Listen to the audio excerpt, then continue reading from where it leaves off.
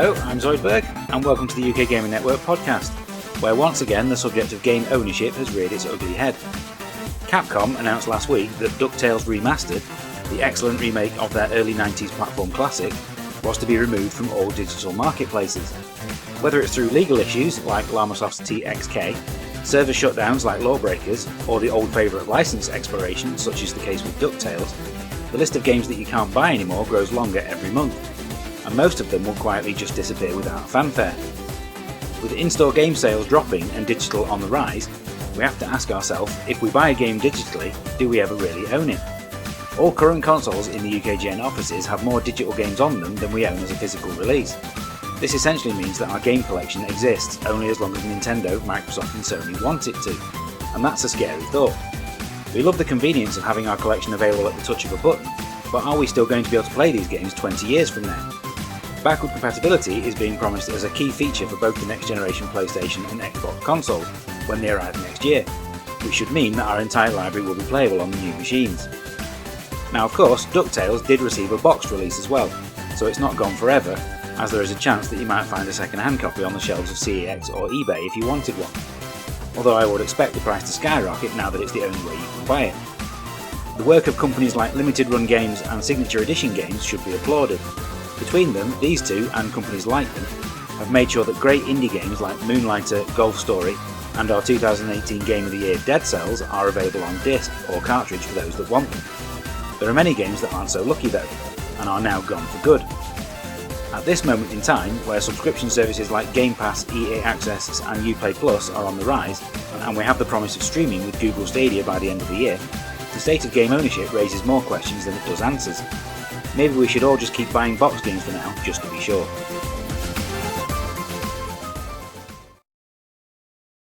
Here are our top 5 digital-only releases that you can't buy anymore.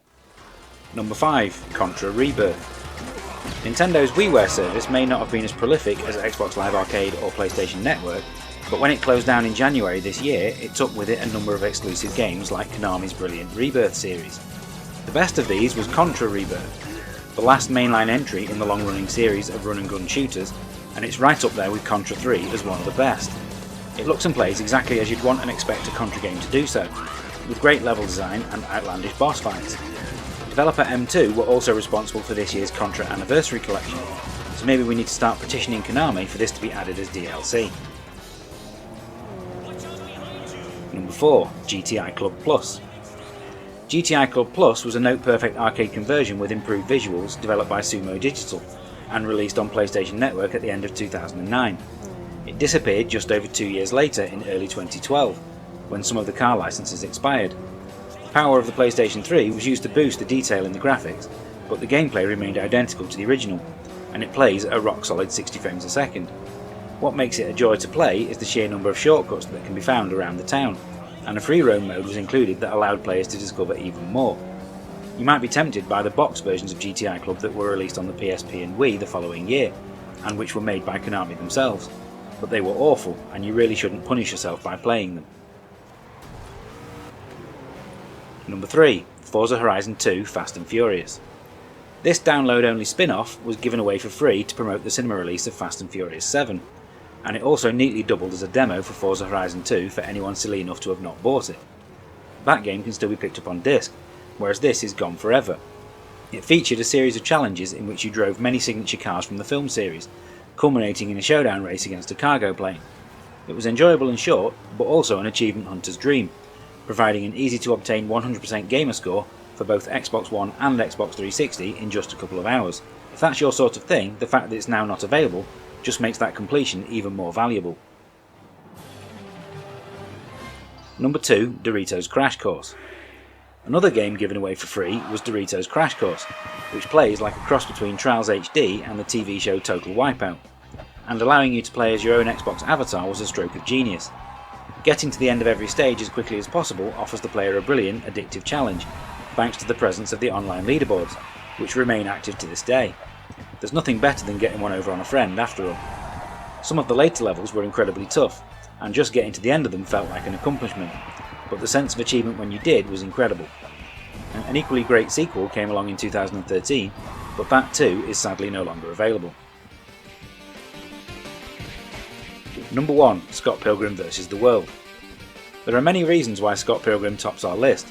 Firstly, it perfectly captures the feel and humour of both the film and the original comic book on which it's based. It also features fantastic pixel art graphics and a perfect chiptune soundtrack. But none of this would matter if the game itself wasn't one of the best scrolling beat-em-ups we've ever played. There are only a couple of minor missteps throughout the levels, but the different unlockable movesets of each character and secret routes through the world make it a game that you'll want to play over and over again. As a movie game, it's right up there with GoldenEye. As a comic book title, it's better than Insomniac's Spider-Man. The fact that you can't buy it anymore is a tragedy. Now it's time for this week's news. The announcement of a new Need for Speed game is met with equal parts interest and trepidation these days, as, let's face it, there are as many terrible games in the series as there are great ones. The first trailer for Need for Speed Heat was released this week, and it showcases a return to the street racing theme that has served previous games well. And it also shows glimpses of series staples like vehicle customization, police chases, and a day-night cycle. Some of it looks nice, but it's only by playing it that we'll get to know how good the finished product is. By announcing it this close to release, with a slightly underwhelming trailer, doesn't really bode well. We'll keep an open mind for now though, as EA promise a better look at the game with a gameplay reveal at Gamescom next week. We may have mentioned it before, but we're rather fond of Motion Twin's Dead Cells. This superb platform roguelike is a textbook example of how to use early access, and the developer has continued with a steady stream of free updates since release. The latest is the Who's the Boss update, which adds new enemy types based on each of the game's big bosses. You'll usually find these on levels immediately prior to the boss arena, and their existence should hopefully let you go into each encounter slightly more prepared. There are also new weapons, including a frying pan that can inflict critical hits on enemies that are facing you. The update is available now for the PC version of the game, and should be coming to consoles in a few weeks' time. Any excuse to go back to playing Dead Cells is a good one, and if you haven't bought it yet, then this is your perfect opportunity to do so. It's been over 25 years since the last game, but Taito have revealed a brand new game in the Bubble Bobble series, and it's coming exclusively to the Nintendo Switch. Bubble Bobble 4-player is officially the fourth game in the series, and as the title suggests, adds a 4-player mode and looks to be a return to the style of the first game. Although we will definitely play it when it arrives, we are a little concerned as games like this rarely end up being good. The modern graphics look nice, but the glossy animation has lost the charm of the original games, and the music used on the trailer is particularly annoying. It's out in November, and we'd like nothing more than for Taito to prove us wrong. Time to cast a critical eye over the new games we played this week in our reviews. Considering how competitive the games market is these days, making a good first impression is vital. So it's amazing that Marvel Ultimate Alliance 3 is the latest in a long line of games to suffer from a terrible opening level. The first 45 minutes are spent slogging through samey corridors with gameplay that amounts to more button bashing than your average LEGO title, all leading to a boss fight that takes way too long to finish.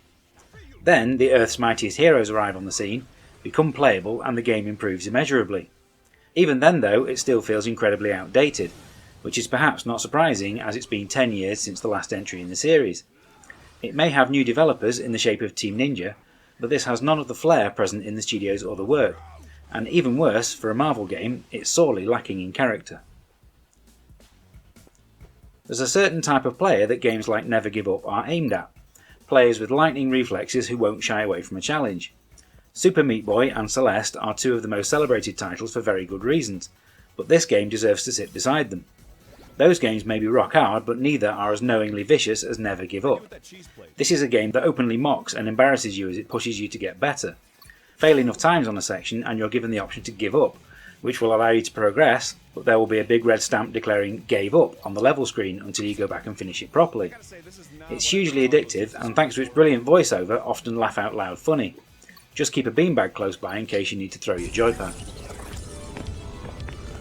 Exception feels like it's trying to do for the fast action platformer what Nex Machina did for the twin stick shooter. Each level is packed with bright neon, features tons of particle effects, and it's all accompanied by a nice synth soundtrack. The idea is to navigate the levels as quickly as possible, and the way the scenery spins around you and resets to gravity keeps you constantly on your toes. Quite how the rating system for your performance works is never adequately explained though, but it never gets in the way of your enjoyment. It's mostly fun, but the boss fights that end each section are frustrating, and we found the controls weren't quite responsive enough at times. Had this arrived in any other week, we'd have probably liked it more, but sadly it suffers in direct comparison with Never Give Up. Another type of game with a specific audience is the bullet hell shooter, and the Vasara collection is one of the best we've played for a while, and on the Switch it costs less than a £5. We hadn't heard of the game before, and this release bundles together arcade ports of the 2 games in the series, along with an HD remake for widescreen displays. Honestly, the original arcade versions are the best way to play, and they support tape mode as well. Even though the updated version is unquestionably nice and allows up to 4 players on a single screen, there's just something about the originals that's more appealing. It's all about knowing where you are on screen, exactly where your hitbox is, and working out the power-up system. And while it's certainly not in the same league as something developed by Cave or Treasure, it's still excellent, and with their games regularly costing £40 a piece, it's exceptional value for money.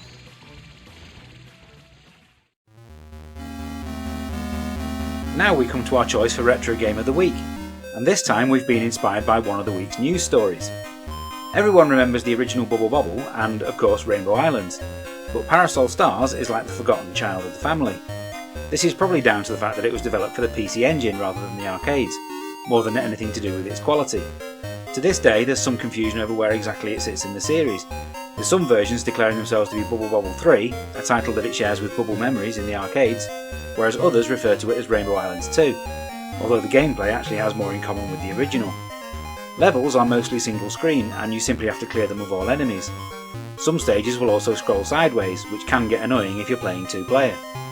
The Parasol itself turns out to be a pretty versatile weapon too, being able to catch drops of water and fling stunned enemies across the screen, while also being utilised as a shield. Wherever you think it belongs in the series, it's a more than worthy entry, and still well worth playing today. That brings this week's show to a close. Do you have any memories of playing Parasol Stars? Maybe you think there's a game missing from our top 5. Either way, drop us a line in the comments and let us know. Give us a like and subscribe if you enjoyed this video. We'll be back next week with another one just like it. You can also follow us on Facebook, Twitter and Instagram at UKGaming Network. Until next time, thanks for watching.